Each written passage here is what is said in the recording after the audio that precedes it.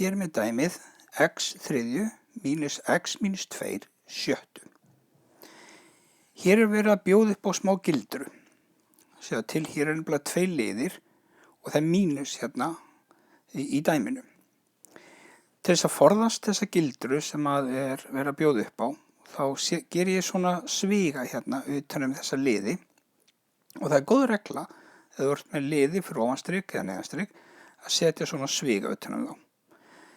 Það sem þeir gera núna er að þeir koma í veg fyrir ég falli þessa gildru því þessi mínus hefur áhrif á bæði x-ið og þennan tvist. Ok, svíin er komin. Þá þarf ég að finna samnefnarann. Nefnararnir sem ég er með hérna eru 3 og 6 og ég þarf að finna tölu sem þær ganga báðar upp í 3 og 6.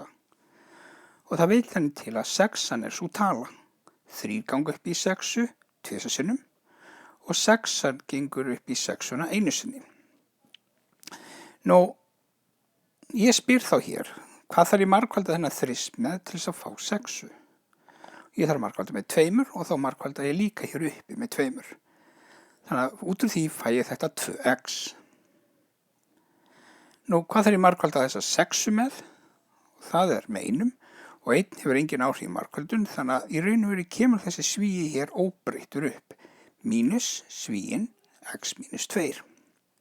Og nú mun svíin hjálpa mér heilan helling. Þannig að þegar ég felli svígan hérna fyrir ofanstrik, þá hefur þessi mínus þau áhrif að x-ið verður mínus en þessi tvistur verður plús. Og ef ég hefði ekki gert þennan sviga, þá er hætta á því að ég hefði gleymt því að breyta formerkinu á tvistinum. Þannig að ég er þá komið núna í þetta dæmi hér 2x mínus x plús 2 deilt með 6 eða sjöttu. Ég klára þá að reikna út hérna fyrir ofanstrik. 2x mínus x er 1x og eina talan sem eftir er tvistur. Ég get ekki stytt neitt á neitt hátt, þannig að þetta er þá lokasvarið x plús 2 sjöttu.